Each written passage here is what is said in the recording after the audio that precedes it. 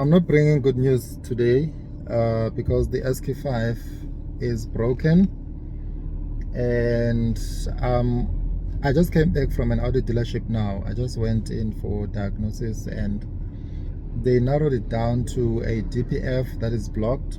As a result, the car is in limp mode, so it's not drivable at all. And I'm just crawling home. Then hopefully I'll be able to do some DIY remedies that have been recommended.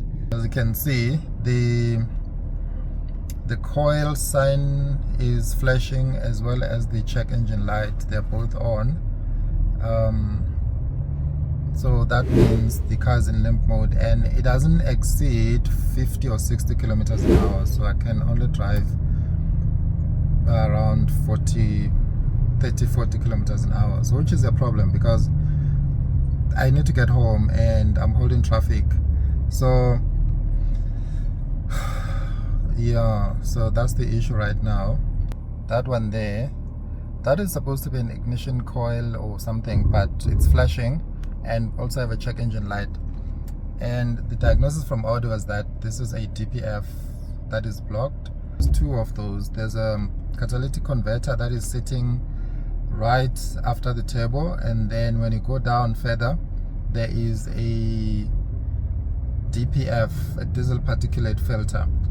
So they said that one is blocked. Normally, if a DPF is blocked, the car will throw in a message, an error message, to say, hey, I have a problem here, so you need to drive the car a little harder or for a long distance so that can clear out.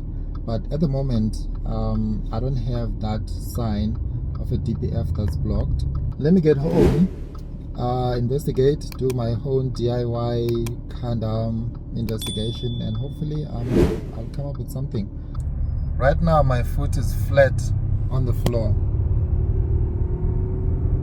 all the way, and the car, it revs quite high, but it's actually not moving. As soon as I put my foot down, then it loses power. So I'm trying and crawling all the way home. You can also see the amount of fuel that we're consuming in this journey. It's not good at all for fuel, for my pocket. Somebody suggested the forced regeneration while driving on the road. So I'm driving at low speeds with high RPM, and I'm recording data to see if my exhaust temperatures, they increase to the point where I can eliminate all the soot in the diesel particulate filter. I ran the whole regeneration process for almost 70 kilometers just to see if that will clear the fault that I have on the dash, and also fix the issue of a blocked DPF. But unfortunately that didn't work.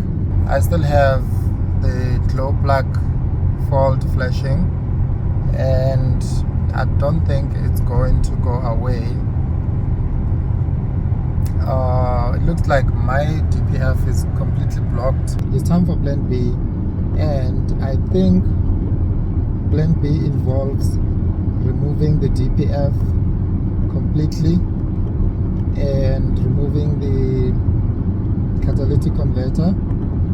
So I'll see, because for now the only fault that I'm getting is for the DPF. So I think I'll go straight pipe. I'll just remove the DPF, remove the DPF, replace it with a straight pipe, and I'm hoping that will fix my issue, because I really love this car, but now the way it drives, because it's in limp mode, you can't really go anywhere with it.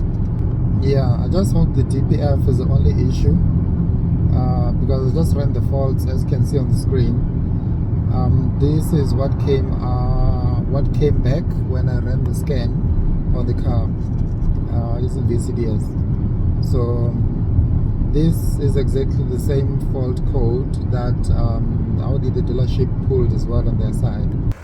Yeah, here it is. It's down, and well, it's not out, but it's just not performing to its maximum potential at this moment. Obviously, that is due to the DPF being blocked.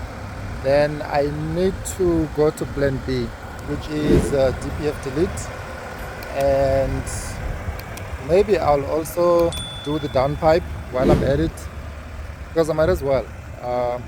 What if it also gets blocked in the future? So I just want to make sure I cover all bases and I don't have a problem. Then hopefully it's gonna be better. It's gonna come back even stronger. Yeah, it's been a hectic couple of days, and I think for me personally, because this is the car that I really enjoy. It's nice and comfortable. It's good for long distance trips. So when it's out, I really, yeah, I get worried a bit. But I think for now, let's see what it can do. Let's sort it out. I'm hopeful that it's gonna come back even stronger, because the plan B that I'm going for, uh,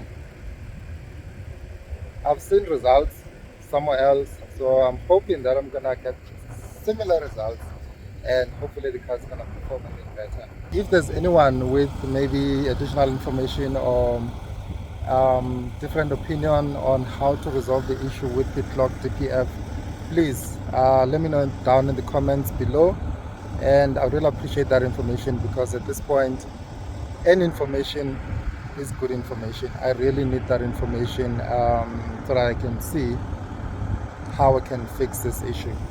But for now, let me go home, and I'll catch you in the next one.